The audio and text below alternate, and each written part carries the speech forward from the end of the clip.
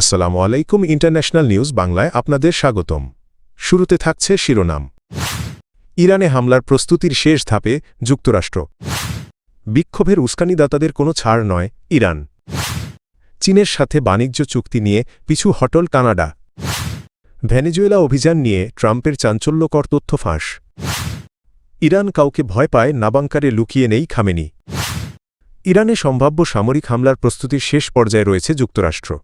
এ পরিস্থিতিতে ইরানের পাল্টা প্রতিক্রিয়ার আশঙ্কায় সতর্কতামূলক প্রস্তুতি নিচ্ছে ইসরায়েল। তবে এখনও এ বিষয়ে চূড়ান্ত সিদ্ধান্ত নেননি যুক্তরাষ্ট্রের প্রেসিডেন্ট ডোনাল্ড ট্রাম্প। রোববার 25 জানুয়ারি ইসরায়েলি গণমাধ্যম চ্যানেল 12-এর বরাতে শাফাক নিউজে তথ্য জানিয়েছে। প্রতিবেদনে বলা হয়, মধ্যপ্রাচ্যে যুক্তরাষ্ট্রের সামরিক বাহিনী মোতায়েন সম্পূর্ণ করতে আরও কয়েকদিন সময় লাগবে। বর্তমানে এই অঞ্চলে যুক্তরাষ্ট্রের সামরিক উপস্থিতি গত 8 মাসের মধ্যে সর্বোচ্চ পর্যায়ে রয়েছে। মোতায়েনের অংশ হিসেবে বিমানবাহী রণতরী ইউএসএস আব্রাহাম লিঙ্কন, একাধিক গাইডেড মিসাইল ডেস্ট্রয়ার ও ক্রুজার যুদ্ধবিমান স্কোয়াড্রন এবং উন্নত আকাশ ও ক্ষেপণাস্ত্র প্রতিরক্ষা ব্যবস্থা পাঠানো হয়েছে। এর আগে প্রেসিডেন্ট ডোনাল্ড ট্রাম্প জানান, ইরানের দিকে একটি বড় নৌবহর অগ্রসর হচ্ছে। ডিসেম্বর 2025 থেকে শুরু হওয়া সরকারবিরোধী বিক্ষোভ দমনে তেহরানের কঠোর অবস্থানের প্রেক্ষাপটেই এই সতর্কবার্তা দেওয়া হয়েছে বলে জানিয়েছে ওয়াশিংটন। সাম্প্রতিক সময়ে পরিস্থিতি কিছুটা শান্ত হলেও মানবাধিকার সংস্থা human rights activists news agency জানিয়েছে, চলমান বিক্ষোভে এখন পর্যন্ত প্রায় 4000 মানুষ নিহত এবং 10,000 মানুষ গ্রেপ্তার হয়েছেন। তবে দীর্ঘদিন ধরে ইন্টারনেট সংযোগ ব্যাহত থাকায় এসব তথ্য স্বাধীনভাবে যাচাই করা কঠিন বলে উল্লেখ করা হয়েছে। ইরানের বিচার বিভাগীয় প্রধান গোলাম হোসেন মোহসেনি এজেই দেশজুড়ে চলমান সরকারবিরোধী বিক্ষোভের পেছনে থাকা উস্কানিদাতাদের বিরুদ্ধে কঠোর শাস্তির হুঁশিয়ারি দিয়েছেন। তিনি বলেন, যারা আন্দোলনে ইন্ধন জুগিয়েছে এবং বিশৃঙ্খলা সৃষ্টি করেছে তাদের বিচার প্রক্রিয়ায় কোনো ধরনের নমনীয়তা দেখানো হবে না। জীবনযাত্রার ব্যয় বৃদ্ধি ও ক্রমবর্ধমান মুদ্রাস্ফীতির প্রতিবাদে চলতি মাসের শুরুতে যে বিক্ষোভ শুরু হয় তা দ্রুতই ইসলামী প্রজাতন্ত্রের ধর্মীয় নেতৃত্ববিরোধী বৃহৎ আন্দোলনে রূপ নেয়। বিশ্লেষকদের মতে এই পরিস্থিতি সাম্প্রতিক কয়েক বছরের মধ্যে ইরানের নেতৃত্বের জন্য সবচেয়ে বড় চ্যালেঞ্জ হয়ে দাঁড়িয়েছে। চীনের সঙ্গে কোনো ধরনের মুক্ত বাণিজ্য চুক্তিতে এফটিএ যাওয়ার পরিকল্পনা নেই বলে স্পষ্ট জানিয়েছেন কানাডার প্রধানমন্ত্রী মার্ক কার্নি। মার্কিন প্রেসিডেন্ট ডোনাল্ড ট্রাম্প কানাডার পণ্যের ওপর 100% শুল্ক আরোপের হুমকি দেওয়ার পর রোববার 25 জানুয়ারি এ মন্তব্য করেন কার্নি। ট্রাম্প সতর্ক করে বলেন, কানাডা যদি বেইজিংয়ের সঙ্গে কোনো বাণিজ্য চুক্তিতে অগ্রসর হয় তবে দেশটিকে শ্রম মূল্য দিতে হবে। এ বিষয়ে প্রতিক্রিয়া জানিয়ে মার্ক কার্নি বলেন, চীনের সঙ্গে সাম্প্রতিক যে সমঝোতা হয়েছে তা কোনো মুক্ত বাণিজ্য চুক্তি নয়। এটি কেবল কিছু নির্দিষ্ট খাতে শুল্ক সমন্বয়ের বিষয় যেগুলো সম্প্রতি বিতর্কিতভাবে বাড়ানো হয়েছিল। তিনি জানান, এই সমঝোতার আওতায় কানাডার কৃষিপণ্যের ওপর চীনের আরোপিত শুল্ক কমানো হয়েছে।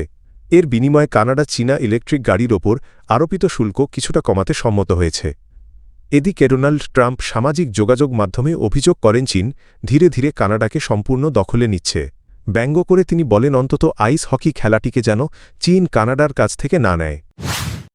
যুক্তরাষ্ট্রের প্রেসিডেন্ট ডোনাল্ড ট্রাম্প দাবি করেছেন, ভেনেজুয়েলার প্রেসিডেন্ট নিকোলাস মাদুরোকে আটক করার অভিযানে মার্কিন বাহিনী একটি বিশেষ গোপন অস্ত্র ব্যবহার করেছে।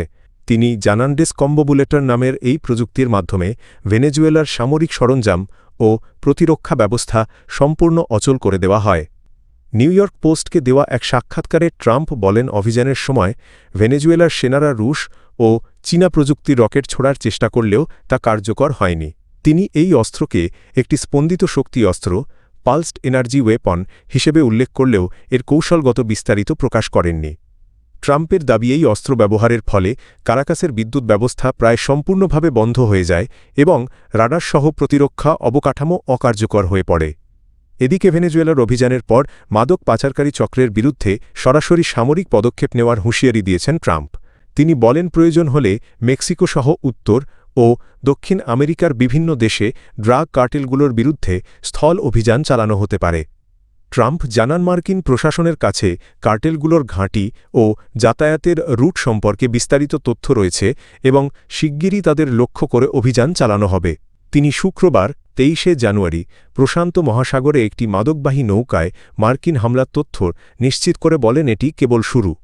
এছাড়া তিনি দাবি করেন ভেনেজুয়েলার সঙ্গে সংশ্লিষ্ট 7টি তেলবাহী ট্যাঙ্কার থেকে ইতোমধ্যে সব তেল সরিয়ে নিয়েছে যুক্তরাষ্ট্র। তবে নিরাপত্তার কারণে জাহাজগুলোর বর্তমান অবস্থান প্রকাশ করা হয়নি। ইরানের সর্বোচ্চ নেতা আয়াতুল্লাহ আলী খামেনি কোনো বাংকারে লুকিয়ে নেই বলে জানিয়েছে তেহরান। তিনি সম্পূর্ণ নিরাপদ আছেন এবং নিয়মিত রাষ্ট্রীয় কার্যক্রম পরিচালনা করছেন বলে দাবি করেছে ইরান। ভারতে নিযুক্ত ইরানের কনসাল জেনারেল সাইদ রেজা মোসায়েব মোতলাগ এনডিটিভিকে দেওয়া এক সাক্ষাৎকারে এ তথ্য জানান। তিনি বলেন, খামেনিকে ঘিরে পশ্চিমা গণমাধ্যমে যে গুজব ছড়ানো হচ্ছে তা উদ্দেশ্যমূলক ও ভিত্তিহীন। বর্তমান পরিস্থিতিতে প্রয়োজনীয় নিরাপত্তা ব্যবস্থা নেওয়া হলেও সর্বোচ্চ নেতা নিয়মিতভাবে কর্মকর্তাদের সঙ্গে বৈঠক করছেন। মোসায়েব মোতলাগ আরও বলেন, ইরান কোনো বিদেশি শক্তিকে ভয় পায় না এবং যে কোনো আগ্রাসন মোকাবিলায় দেশটি পুরোপুরি প্রস্তুত। সাম্প্রতিক সরকার বিরোধী বিক্ষোভ প্রসঙ্গে তিনি দাবি করেন, এসব আন্দোলনের পেছনে বিদেশি গোয়েন্দা সংস্থাগুলোর ভূমিকা রয়েছে। তাঁর বক্তব্য অনুযায়ী বিক্ষোভের শুরুতে নিরাপত্তা বাহিনী ধৈর্য ও সংযম দেখালেও পরে বিদেশি মদতপুষ্ট সন্ত্রাসী গোষ্ঠী নাশকতা চালানো এবং জানমালের ক্ষতি শুরু করলে সরকার কঠোর পদক্ষেপ নিতে বাধ্য হয়। তিনি জানান, সাম্প্রতিক সহিংসতায় মোট ৩,১১৭ জন নিহত হয়েছেন। এর মধ্যে 2,427 জন বেসামরিক নাগরিক ও নিরাপত্তা বাহিনীর সদস্য এবং 690 জন সশস্ত্র সন্ত্রাসী। পাশাপাশি তিনি দাবি করেন, অনেক বিক্ষোভকারীকে দেশের বাইরে থেকে প্রশিক্ষণ দেওয়া হয়েছিল।